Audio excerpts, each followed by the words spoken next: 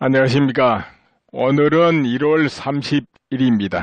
오늘 30일 날 오전 8시 58분부터 30분간 도널드 트럼프 미국 대통령과 한교환 대통령 권한대행 이 두 분 간의 전화 통화가 있었습니다. 앞으로도 확고한 동맹을 유지하고 발전시키겠다 이런 표명을 하게 됩니다. 그런데 도널드 트럼프 미국 대통령은 미국은 언제나 100% 한국과 함께 할 것이며 한미 관계는 과거 그 어느 때보다도 좋을 것이다 이렇게 밝혔어요. 그러니까 이런 다짐을 지금 한교환 대행에게 하고 있습니다. 미국은 언제나 100% 함께 할 것이다. 그러니까 지금 한국에서 어떤 일각에서는 트럼프 대통령에 대한 우려하는 시각도 없지 않아 있습니다. 그러나 이 한마디로 지금 일소시켜버리는 겁니다. 오히려 앞으로 한미 관계는 더 좋을 것이다. 오바마는 립 서비스만 하고 실질적으로 한 게 없어요. 8년 동안. 북한 핵무장 뭐 어쩌고 해결한다 하면서도 그저 전략적 인내하면서 그냥 흘려 지나갔고, 그러나 트럼프 대통령은 실제 자기 말대로 실천할 것이며 그런 의지와 시각을 지금 이미 유지하고 있는 거예요. 이렇게 하면 되겠다 하고. 그러니까 이렇게 말한다고는 봐집니다. 그리고 트럼프 대통령은 이번 주 매티스 미 국방장관 방한 계기에 양국 간 동맹의 연합 방위 능력 강화, 북핵 공조 방안에 대한 긴밀한 협의가 이루어지길 기대한다고 덧붙였거든요. 그건 뭐냐 하면은 2월 2일 날 매티스 장관이 방한하게 됩니다. 이때 물론 한민국 국방부 장관하고 회담하겠지만 이때 양국 간의 어떤 군사적인 문제 등등이 긴밀하게 내부적으로 의논될 것이라는 거지요. 그러니까 지금 트럼프 대통령 밑에 매티스 국방부 장관, 이게 굉장히 중요합니다. 이분이 제1차적으로 한국에 왔다는 거, 이것이 의미 부여를 해도 될 것이다 이렇게 봅니다. 그러니까 와서 긴밀하게 의논하겠죠. 전화로야 긴밀하게 못하는 것이고요.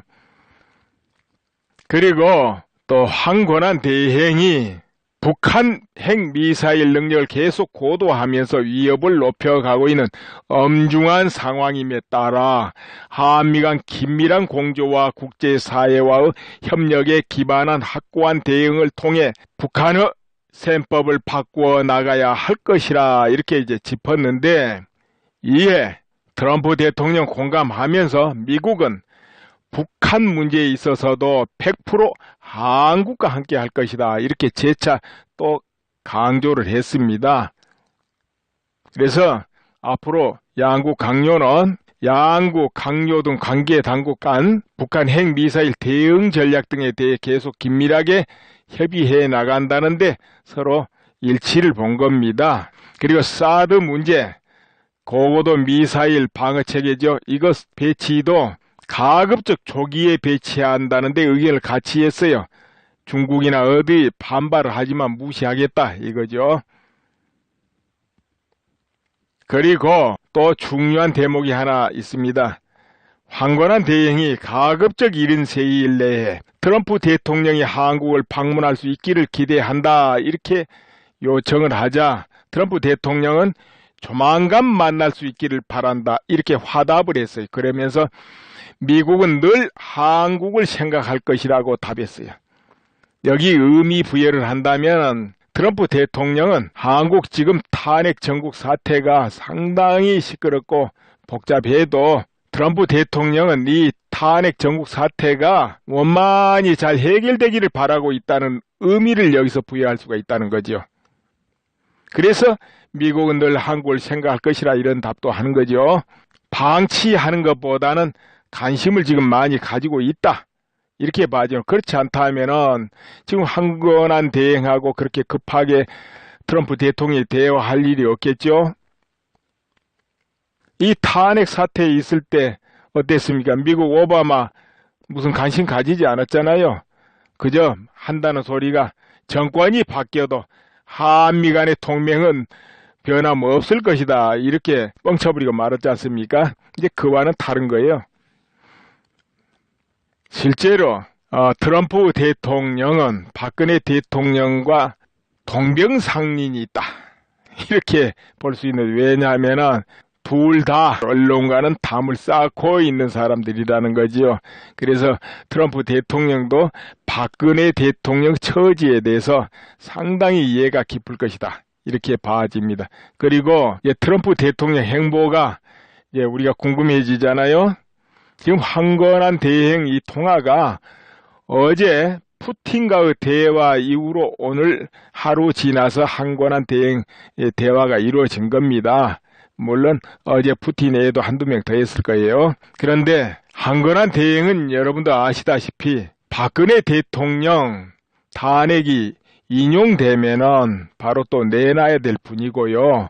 그리고 박근혜 대통령 탄핵이 기각이 된다면은 그래도 내놓고 나가지 않을까, 이런 분 아닙니까?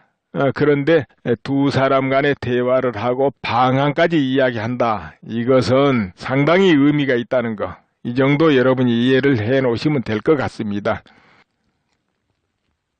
트럼프로부터 오는 소식을 잘 눈여겨봐야 된다는 거죠. 어느 측면으로 탄핵 이 사태도 상당한 영향을 미치리라 봐집니다. 그리고 북한 핵 문제는 일단 중국을 어느 정도 관리해야만 가능합니다. 왜 그렇겠습니까? 중국이 지금까지 북한의 뒷배를 봐줬기 때문에 북한의 핵무장이 저렇게 완료돼 가는 것입니다. 앞으로는 막는 척하고 뒤로는 열어줬기 때문에 이제 트럼프가 그것을 용납하지 않는 그 솜씨를 아마 보여줄 것이고 우리는 구경하게 될 거예요. 하나의 중국을 인정해야 될 필요는 모르겠다. 이제 이런 말을 하면서 이미 대만 카드를 들었다 놨다 하고 있지 않습니까? 그리고 최종에 가서는 한국과 일본의 핵무장용인 이런 카드도 사용할 수 있고 하기 때문에 또 중국 기업을 제재한다. 트럼프가 제재한다면 분명하게 할 거예요. 오바마 같이 하는지 마는지, 술에 물을 탔는지 물에 술 탔는지 모르게 이렇게는 안 하고, 그래서 중국이 아무리 그래도 한 수는 양보해야 될 것이다. 네, 그렇게 봅니다. 그렇게 된 후에 트럼프가 반드시 북한의 핵을 요리할 것이다. 나는 그렇게 보고, 그렇게 될 때 한국에도 지대한 변화가 일어날 수밖에 없을 것이다. 그거는 우리가 앞으로 기대를 하고 지켜봐야 대목입니다. 네, 그럼 다시 이어갑니다. 탄기국, 태극기 집회를 주최하는 곳이 탄기국이죠. 홈페이지는 박사모 카페 홈페이지를 사용하고 있어요. 보니까. 그래서 소식은 보니까 박사모 카페에 들어가면 거기가 떠 있네요. 근데 거기 JTBC 손석희 씨를 형사고소하고 집단 소송을 한다. 이렇게 이제 공지가 돼 있어요. 그런데 여기에 보면 손석희 집단 소송 해가지고 확인서죠. 이걸 다운받아 가지고 간단히 몇 자 적고 도장 찍어 가지고 팩스로 보내고, 그리고 각자 2,200원 소송비를 또 계좌로 보내라. 이렇게 돼 있네요. 2월 4일날 태극기 집회가 토요일날 있지 않겠습니까? 시청 앞에서. 그러면은 그때 또 대대적으로 아마 소송 참여자에게 이런 용지를 나눠주겠지요. 그런데 탄기국 대변인 정강용 씨가 그런 말을 했죠. 언론에서 계속 오보하고 왜곡 축소 보도를 하면, 그러니까 태극기 집회 같은 경우 축소 보도를 고의적으로 한다든지 폄하 이런 걸 하게 되면은 소송을 하겠다 이런 말을 한 적이 있습니다. 그러니까 그게 결국은 또 그 참여자에 의한 집단 소송이 되겠죠. 그런데 그때 소송할 때 언론사를 대상으로 안 하고 그 기자를 대상으로 소송하겠다 이런 것 같죠. 그리고 이 들려오는 거 보면은 시청에서 아마 탄기구에서 설치하는 텐트를 걷어내려고 하는 것 같아요. 치우려고. 그런데 타기국에서는 왜 우리 텐트만 치울까 보냐. 치우려면 저쪽에 있는 다른 텐트도 치워다오 이렇게 하는 것 같아요. 근데 그거 불구하고 타기국 텐트만 치우려 하면은 그때는 이제 형평성이 어긋나게 되는 거겠죠. 그럼 그것도 혹시 또 타기국에서 집단 소송할란지도 모르겠네요. 시장을 상대로. 지금 그렇게 돼 있다는 것을 알려드리고요. 네, 그럼 다시 이어갑니다. 근데 이 탄핵 청구 요 부분을 한번 우리가 살펴볼 부분이 뭐가 있냐. 여러 문제가 예상 밖이었다 이거죠. 뭐가 예상 밖이냐. 이 탄핵 사태를 주도한 세력들이 볼 때는 상당히 예상 밖의 일이 많이 생겼다는 거죠. 그중 하나가 태극기 집회입니다. 역대로 시위하면 노조가 대대적으로 시위를 한다든지 그런 시위는 우리 국민들이 익히 많이 봐와서 익숙합니다. 그러나 근자의 보수 단체들이 대대적인 시위한 경우는 거의 아마 없을 거예요. 그야말로 시위하는 것도 잊어버리고 할 줄도 모른다 할 정도로 이제 한다 해도 단순하게 몇 명이 가서 항의하고 이런 시위는 간혹 있어도 대대적인 시위는 한 번도 요 근자에는 해본 적도 없잖아요. 국민이 못 봤어요. 그러니까는 시위하면은 아무래도 촛불 쪽 시위는 익숙해도 태극기 쪽 시위는 익숙하지 않습니다. 그런데 태극기 집회 시위가 대대적으로 커지고 또 커져가니까 이것이 예상 밖이라 이 말이에요. 생각 밖이다. 그리고 또 하나, 정치권이든 남보다 형세하고 권세가 있는 분, 여러 일을 하는 분들은 털고 털면 먼지 안 나는 사람이 없다. 예로부터 그런 말 많이 했습니다. 검찰에서 마음 먹고 털어대면 작게 크게 다 걸린다는 거지요. 그런데 일반 서민들도 털어대면 걸리는 경우가 많이 생길 겁니다. 서민들도. 그런데 검찰, 특검 등이 지금 2달, 3달 동안 정말로 세밀하게 수사를 하고 털고 또 털었죠. 박근혜 대통령. 그런데 지금까지 뚜렷한 게 단 한 가지도 안 나왔다는 거지, 아직까지는. 말은 뇌물 많아서 단 이론도 나온 게 없다는 거죠, 문제는. 이런 경우는 정말 드물지 않겠냐. 이게 예상 밖이라는 거죠. 제가 볼 때. 아마 그들도 털면 뭔가는 걸릴 것이다 이렇게 생각했을란지 모르겠는데 안 나와버렸다는 거죠. 이제 우리 헌법에는 형평성이라는 게 있는데 이렇게 박근혜 대통령을 털듯이 최서원을 털듯이 수사를 한다면은 역대 대통령뿐만 아니라 정치권 또 미래의 대통령까지 누구 하나 안 걸릴 사람이 없을 것이다. 나는 그렇게 봐집니다. 그런데 역대 대통령은 통치행위다 관행으로 넘어가는 것들도 당연시 여기는 것들도 박근혜 대통령은 전부 그야말로 적용받고 수사받고 이렇게 된 것이거든요. 그러니까 이것이 예상 밖이었다는 거죠. 설마 그 정도 아무것도 안 나올까? 예상 밖이라는 거죠. 네, 이런 거. 그리고 또 한 가지. 언론 보도에 의해서 그 바람에 밀리면서 민이란 이름에 밀리면서 국회에서 탄핵을 단행했습니다. 탄핵 소추를 했어요. 뭐 여론도 다 우리 편이다 하고 탄핵 소추를 했는데 막상 해놓고 보니까 뚜렷한 게 없잖아요. 그래서는 지금 탄핵을 하고 죄를 찾는 그런 형국이 펼쳐지다 보니까 참 이것도 예상 밖이 됐다는 거지요. 예상 밖.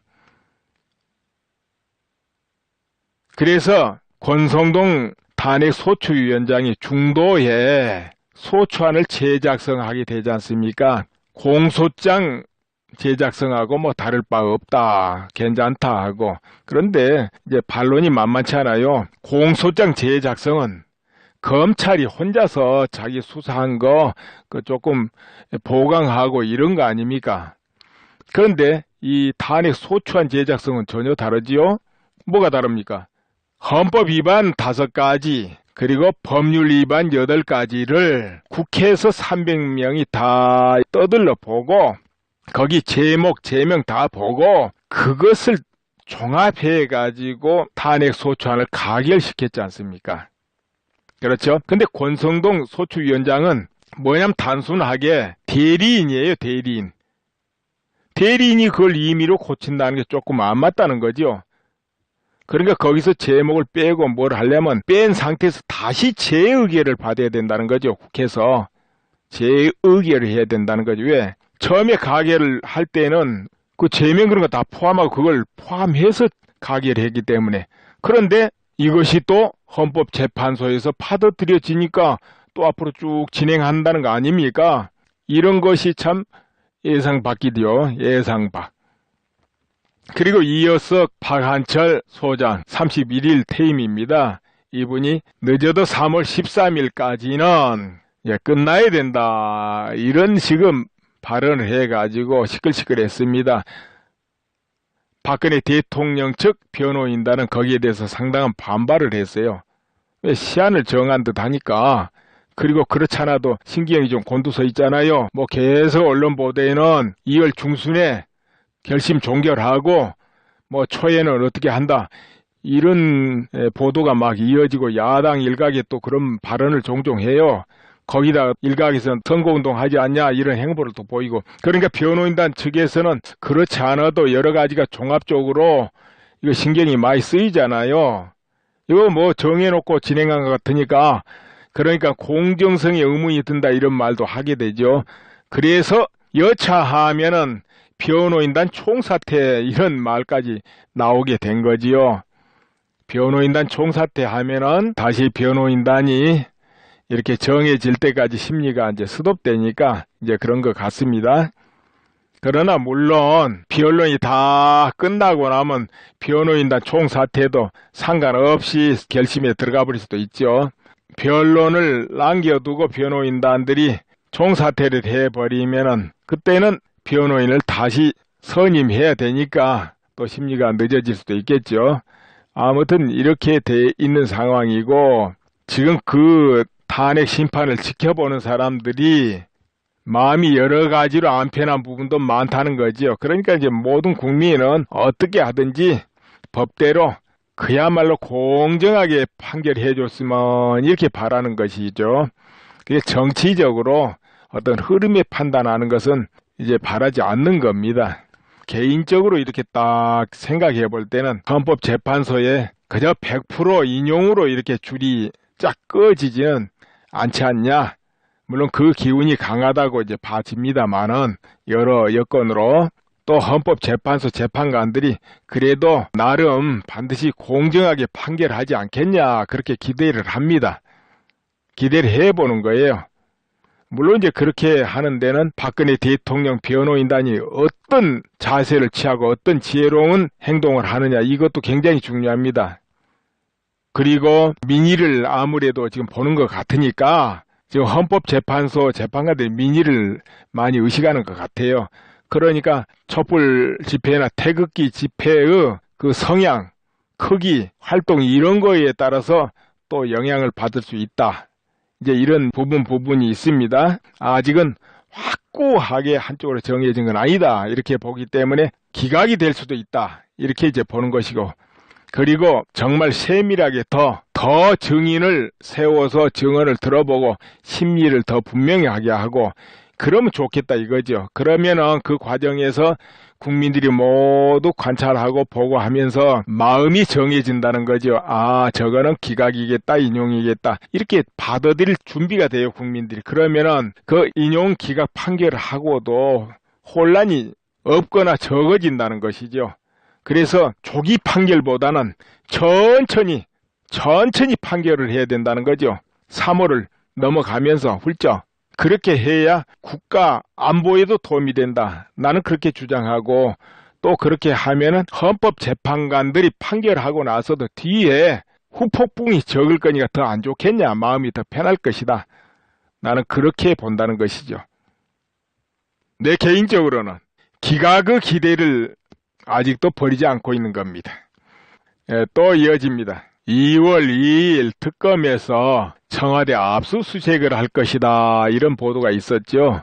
그런데 원래 대통령은 외환 내란죄를 범하기 전에는 형사소추를 하지 못한다고 되어 있지요.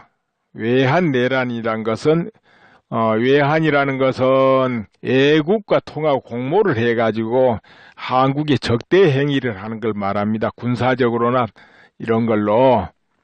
그러니까 한마디로 외국을 끌어들여서 한국을 공격하는 거예요. 이게 외환죄입니다. 근데 내란죄는 건 뭐냐?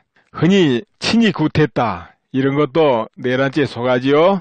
내란죄라는 것은 자기 권한을 넘어가지고 헌법에 의해서 만들어진 국가기관을 무력화해버리거나 전복시키거나 이런 경우 권능을 행사 못하게 만들어버리거나 이런 경우 이제 내란죄에 속하는 거가 되겠죠. 그리고 또 한국, 대한민국 안에 일부에 대해서 각자 주권 행사를 못하도록 배제해버린다든지 강한 독재적 권력을 행사해서 그렇게 하는 경우를 내란죄다 그러는데 아무튼 이런 외환 내란죄를 범하기 전에는 대통령을 행사소추 못한다는 게 있습니다. 그런데 이제 한편에서 그런 말을 하죠. 지금은 탄핵소추 중이기 때문에 대통령이 지금 그런 역할을 하지 않지 않냐. 그러니까는 그렇게 해도 된다 하지만은 이제 그게 또 반론이 그게 아니라 그렇게 나오죠. 왜냐하면 대통령은 지금 권한만 임시 정지됐지 대통령직을 유지하고 있거든요. 그리고 또 한편으로 우리가 통상적으로 그냥 살펴봐도 대통령은 그대로 현재 잠깐 쉬고 있다 보면 돼요. 말하자면 기각이 되면 즉시 원위치해서 업무에 들어가야 되거든요. 그런 상태이기 때문에 그 사이라도 보호받아야 되잖아요. 그래서 경호도하고 모든 부분에 보완하고 있는 거예요. 그렇기 때문에 잠깐 권한이 중지됐다고 해서 행사소추하고 이러기는 곤란하지 않냐. 이렇게 이제 또 반론이 있는 겁니다.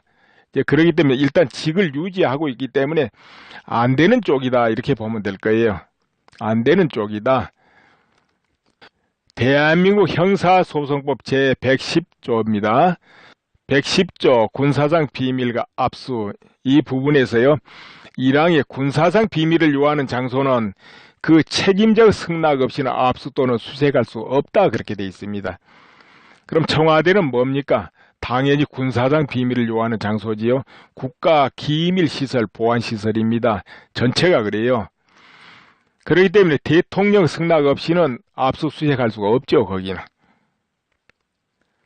예를 들어서 의무실이나 경호실은 군사 기밀이 없지 않냐 이렇게 생각할 수도 있지만 그 의무실에 대통령의 모든 의무 관련은 다 기밀입니다. 그건 어느 나라나. 그리고 경호실도 그래요. 경호실은 대통령의 24시간을 밀착 경호하는 그런 시설이기 때문에 거기에 역시 그 자체가 군사 기밀이죠. 네, 그렇게 돼 있습니다. 그럼 대통령이 압수수색 허락할 수 없다라면 안 되는 거지요. 그런데 이 항에는 또 이런 대목이 있습니다.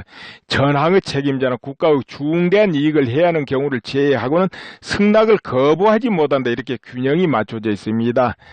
이거는 뭐를 의미하느냐? 국가의 중대한 이익을 해야 하는 경우다 싶으면 허락을 안 하는 것이지만 그렇지 않은 경우는 승낙을 해줘야 된다. 이런 이야기죠.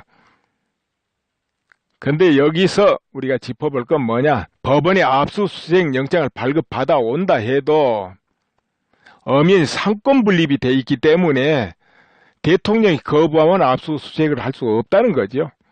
있다 하더라도 책임자가 판단할 일이라고 저는 봐지거든요. 아무튼 이렇게 돼가지고 청와대에서 어떻게 할지 그건 두고 봐야 되겠고요. 제가 이런 형국을 비유를 해본다면은 박근혜 대통령은 청와대라는 성체에 고립되어 있고 주변으로 수많은 적들이 포위하고 있는 형국이다. 이렇게 비유할 수 있습니다. 그러면 밖에 적들이 문을 열어라. 아니면 좀 나와라. 일전을 벌려보자. 이렇게 꼬이기도 하고 쳐들어갈 틈을 찾기도 하고 이제 이런 형국이라고 봐야 되겠죠. 이게 그럼 이제 현재 농성지계를 벌이고 있다. 농성지계 그건 뭐냐면은 성체 안에서 일절 응하지 않으면서 지킨다 이거죠. 왜냐? 치고 나가려니까 군사가 적고 그렇게 성에 의지해서 지키는 거죠. 그러니까 옛날에 농성지기가 그렇지 않습니까? 적이 강대하고 아군 숫자는 적고 그러면 성 안에서 지키는 거죠, 그냥. 왜 오래 지키냐? 적이 군사가 많은 대신에 군량미가 또 떨어질 수 있으니까. 그래서 시간을 버는 것도 있고 또 멀리서 왔으니까 지칠 때니까 그래서 기다리고, 또 한편으로는 저 멀리서 원군이 올 걸 기다리는 거죠. 원군이 오려면 시간이 걸리니까 그걸 기다리는 거죠. 그리고 또 한편으로 광군은 멸했지만은 의병이 일어나서 구원하기를 기다리는 거죠. 의병들. 지금 청와대도 그런 연구가 아니겠냐, 이렇게 비유가 되어집니다. 농성이라는 것은 최대한의 시간을 끄는 거죠. 한마디로 이게 농성입니다. 농성지계라는 것은. 일단 우리가 예측해 볼 때 지금 특검은 한 2달간 숨가쁘게 열심히 수사를 해왔어요. 최선을 나름대로 다 했겠죠. 그러다 보니까 강압수사다, 인권유린이다, 직권남용이다, 그런 말도 들어가면서, 물론 특검에서야 부정하죠, 그거. 그런 말도 들어가면서 또 그런 고발도 당해가면서 달려온 거거든요. 그런데 앞으로 한 달 정도밖에 기한이 없습니다. 특검 활동을 할 기한이. 그러다 보니까 많이 바쁘지 않습니까? 그럼 이제 마무리를 지어야 되는데, 그럼 대통령을 수사하고 마무리를 질 수 있죠. 죄가 있다든지 없다든지 일단 꾸밀 수는 있잖아요, 마무리란 거는. 그리고 그 정말 죄가 있는지 없는지는 또 재판 다음에 해봐야 하는 것이고요. 일단은 종료 꾸밀 수는 있는 거죠. 일단 수사를 하게 되면은. 어찌됐든 그렇게 종결을 하면 헌법재판소에서도 또 나름대로 2월에 탄핵 심판을 또 종결하는 계기도 될 수도 있을 것 같아요. 아무튼. 그런데 청와대 측에서 또 응하지 안 해버릴 수도 있죠, 전혀. 그 스케줄대로 따라가기 싫다 하고는 응하지 않을 수도 있죠. 그저 문서상으로 답변할게 이렇게 할 수도 있고. 그리고 알려드리겠습니다. 유튜브 화면을 보시게 되면은 화면 아래 올린 사람 이름이 나오죠. 음악 게임이라고 그거 나옵니다. 거기를 누르면은 뭐가 나오느냐? 홈이 나옵니다. 일종 홈페이지겠죠. 홈이 나오고 홈자 옆에 동영상 이 글자가 있습니다. 그럼 동영상을 누르면은 어떻게 되느냐? 지금까지 월드미래판 연구소에서 올린 영상들이 전부 차례대로 떠 있습니다. 이제 그렇게 해도 되고, 그 홈에 오른쪽 상단 보면 월드미래판 연구소 거기 클릭해도 그렇게 되죠. 자, 그건 그렇고요. 구독을 하고 싶은데 구독을 못 하신 분이 또 있어요. 유튜브 해도 뭐 유심히 그런 거 안 살핀 분은 모릅니다. 스마트폰에서 하는 것과 PC 하는 게 조금 다릅니다. 스마트폰에는 화면 바로 아래 구독이라는 글자가 있어요. 그 옆에 딱 누르면은 구독 중으로 바뀌면서 구독이 되는 거죠.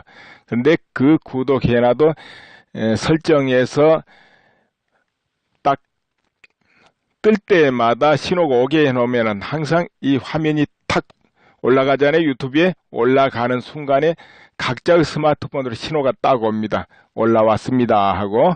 그럼 누르면 바로 시청할 수 있게 돼 있죠. 그게 구독입니다. 무료 구독이니까 구독을 신청해서 하세요. 그러면 딱딱 올릴 때마다 바로 신호가 올 겁니다. 스마트폰에. 그리고 그 옆에 글자 보면은 좋아요라고 하는 건데 손 모양이 엄지손가락이 위로 싹 올라가 있죠. 그게 좋아요입니다. 그거 탁 눌러주면은 이제 좋아요 표시가 올라가게 돼 있어요. 예, 그렇게 하면 되고요. 또 뭐가 있습니까? 그리고 혹시 이 모든 것이 날라가버리고 없을 때는 월드미래판 연구소 이걸로 검색해도 됩니다. 그렇게 하면 또 올린 것이 뜨는데 그거는 이제 순서가 뭐 엉망으로 떠요. 보면 검색해 보면. 그러니까 그 누르고 들어가서 또 음악 게임 누르고 들어가서 동영상 눌러보고 그러면은 전체가 또 순서대로 뜨겠죠. 무료 구독이니까 구독 신청하고 좋아요는 그 옆에 바로 있다. 이런 것이고요. 그런데 이제 중요한 공유 있잖아요. 공유. 내가 다른 사람한테 아는 사람한테 이 화면을 좀 보내주고 싶다. 같이 보았으면 좋겠다. 이게 공유입니다. 아주 간단합니다. 공유. 예, 스마트폰 그 유튜브 화면에 오른쪽 위에 보면은 오른쪽 위에입니다. 그 화살표가 하나 있어요. 그거 누르고 들어가면 공유하는 아이콘이 뜹니다. 자세히 보세요. 거기 카카오톡, 트위터, 페이스북 다 뜰 거예요. 메일도 떠요. 카카오톡에 보내려면 카카오톡 탁 누르세요.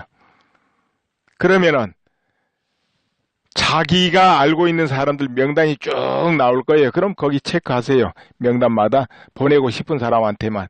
그러면 전체 날아갑니다. 그럼 많은 사람이 같이 볼 수 있게 돼 있는 거예요. 그게 공유에 간단해요. 근데 PC에는 공유하는 게 좀 달라요. PC에서 이 컴퓨터에서 볼 때는 화면 아래쪽에가 있어요. 왼쪽에. 음악 게임 밑에 구독이 있고 그 밑에가 공유 글자가 써 있습니다. 그걸 누르면 또 그렇게 됩니다. 이제 PC에서는 조금 성가시죠. 그런데 이런 모양이 안 나타나는 경우가 있어요. 화면만 나타나고 뭐 공유하고 싶은데 안 나타나고 또 좋아요 눌러주고 싶은데 못 누르겠고 뭐 안 보이는 경우 있죠. 그거는 퍼가는 화면이거나 스마트폰에서 스마트폰을 구입하고 나서 구글 계정에 가입을 안 한 경우가 그래요. 스마트폰 구입하고 나면 구글 계정 가입하라고 뜰 거예요. 지메일 가입하라고, 지메일. 그게 네이버 메일이나 메일입니다. 요즘 지메일 많이 쓰잖아요.